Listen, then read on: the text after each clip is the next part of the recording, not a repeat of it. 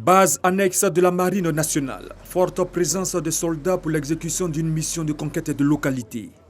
Un conflit frontalier oppose l'État Gompuyo, dont les eaux territoriales sont riches en ressources halieutiques, à l'État Medjamine, jouissant d'une économie essentiellement agricole. Suite à la découverte d'un important gisement de pétrole à leurs frontières maritimes communes, le conflit s'est exacerbé entre les deux pays. Après un accroissement du potentiel militaire, les forces Gompuyo sont passées à l'offensive en franchissant la frontière ouest de Medjamine avec pour objectif de s'emparer du terminal pétrolier au sud de Doumé.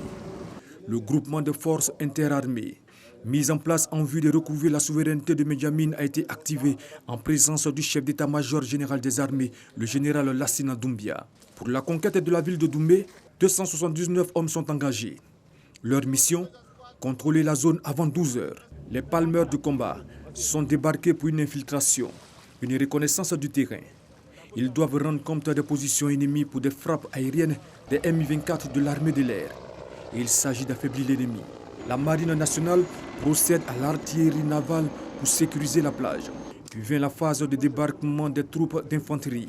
Les compétences leur sont automatiquement transférées. Elles ont pour mission de contrôler la zone et de réduire les éléments de l'ennemi présent sur le territoire. Progression vers la ligne ennemie. J'ai le G2 à gauche, le G1 au milieu et le G3 au niveau du hangar à bateau. Il s'agit d'un exercice amphibie dénommé Requin 2019 qui vise à entraîner les armées, à évaluer la capacité de soutien de la Marine nationale à l'armée de terre et à mettre en œuvre l'interopérabilité entre les forces. L'ennemi sera neutralisé et la zone de Doumé libérée à l'issue de quelques heures d'échange de coups de feu. Bilan côté ennemi, 8 combattants tués, 8 AK-47 saisis. Côté ami, un combattant gravement blessé à la jambe droite.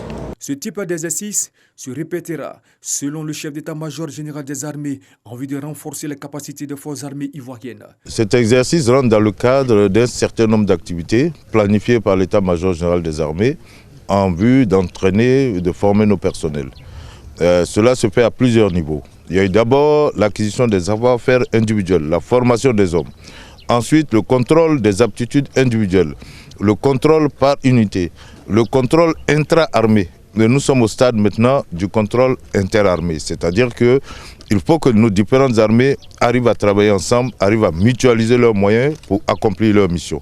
L'exercice a engagé les soldats issus de la Marine nationale, de l'armée de l'air et de l'armée de terre. Il a été réalisé conformément au programme de préparation et d'entraînement des forces armées de Côte d'Ivoire.